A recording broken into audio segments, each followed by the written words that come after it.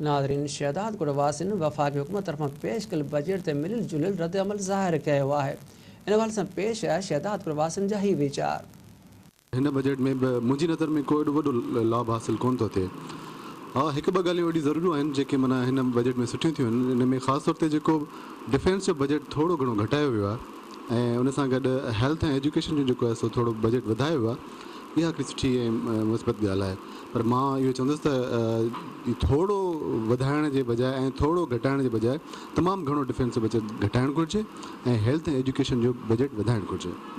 ग़रीब आवाम जे त कोई बि जेके आहिनि रोज़मर्रा जी शयुनि जो कोई बि अघु कान घटियो आहे जंहिं जो कंहिं ग़रीब आवाम खे को फ़ाइदो मिले।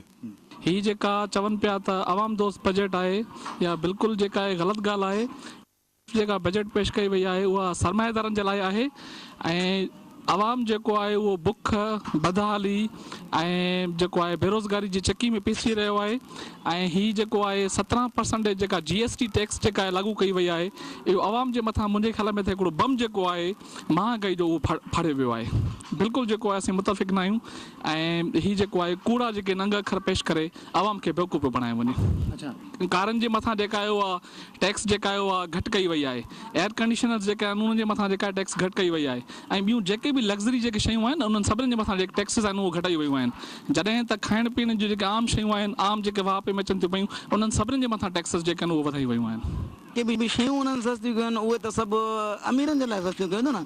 ग़रीब माण्हुनि जे लाइ त हुननि खां बजट में त अहिड़ी का ॻाल्हि बि कोन रखी आहे। ग़रीब माण्हू खंड अटो ऐं गिहु वग़ैरह वग़ैरह के ग़रीब शयूं उहे त साॻियूं उहे ई महांगियूं ऐं उन्हनि जूं क़ीमतूं बरक़रार आहिनि। जेके हिन सस्तियूं शयूं कोन AC त ग़रीब माण्हू कोन वठी सघंदो, कार ग़रीब माण्हू कोन वठी सघंदो ऐं काफ़ी जेके अहिड़ियूं शयूं उन्हनि रखियूं आहिनि वॾे मिक़दार ते उहे त ग़रीब माण्हू जी पहुच खां ॿाहिरि आहिनि। मुंहिंजे ख़्याल में असां वटि पाकिस्तान जे अंदरि 2 ॾहाकनि खां बि वधीक जेको अरसो रहियो आहे उन में असांजे आम माण्हू जे कॾहिं बि फेवर में बजट जेको आहे सो पेश न थियो आहे ऐं हीअ बजट बि साॻियो ई आवाम जे जेको आहे सो आवाम जे हक़नि जे ते लताड़ आहे ऐं ख़ासि करे जेके टैक्सूं आहिनि मुड़ियूं आहिनि उन्हनि टैक्सनि जे हवाले सां बि आवाम जे फ़ाइदेमंद जेको आहे बजट न आहे। उन सां गॾोगॾु असां सम्झूं था बजट उन वक़्तु फ़ाइदेमंद असां वटि थी सघे थो जो असां वटि जेको फ़ौज आहे उन जे बजट खे घटाए वञे ऐं आम माण्हुनि जे लाइ आम माण्हुनि जे रिलीफ जे लाइ अगरि जेके सहूलियतूं ॾिनियूं वञनि ऐं उन्हनि जा टैक्स घटाए वञनि त मुंहिंजे ख़्याल में कंहिं ताईं जेको आहे सो फ़ाइदेमंद थी सघे। इहो ई ॻाल्हियूं त थी रहिया आहिनि जीअं असेंबली में बि इहो ॻाल्हियूं थियूं जंहिं बजट पेश थी रहियो उते बि इहो ॻाल्हियूं हलनि पिया शेम इहे ॻाल्हियूं उहो ॻाल्हियूं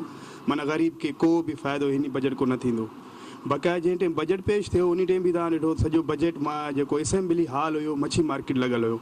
उन बजट को असां कहिड़ो तवका करे सघूं था इन हालात असां कहिड़ा तवका करे सघूं था ग़रीब खे को इन को रिलीफ पहुची सघे। जीअं डॉक्टर साहब ख़ाली रुगी लिखियल बजट पढ़ी करे ॿुधाई जंहिंमां अवाम खे को बि लाभ कोन मिलंदो। जेके बि इलेक्ट्रॉनिक्स जूं शयूं आहिनि उन्हनि सभिनी में जेको आहे त घटि परसेंटेज रखे जेको आहे त टैक्स लागू कई अथनि ऐं जेकी ग़रीबनि जे वाइपे जूं शयूं आहिनि उन्हनि में हद खां वधीक टैक्स लॻाई अथनि। जेकी ग़रीब मुलाज़िम आहिनि जंहिंजी पघार 7 खां 8 हज़ारनि ताईं आहे उन्हनि जे लाइ को बि रिलीफ हुकूमत कोन रखियो आहे जंहिंमां ग़रीब आवाम खे को सुठो